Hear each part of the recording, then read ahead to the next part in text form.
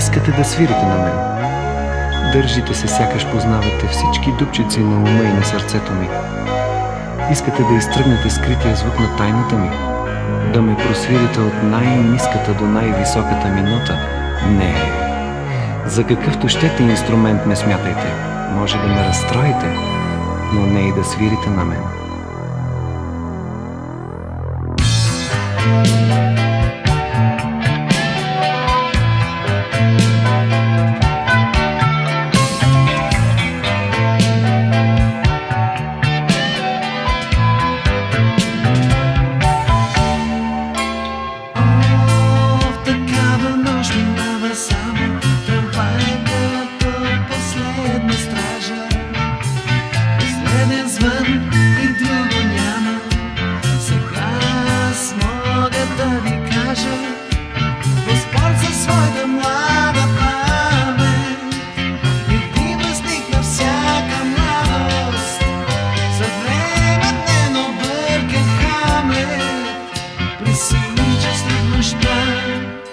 След нощта проща.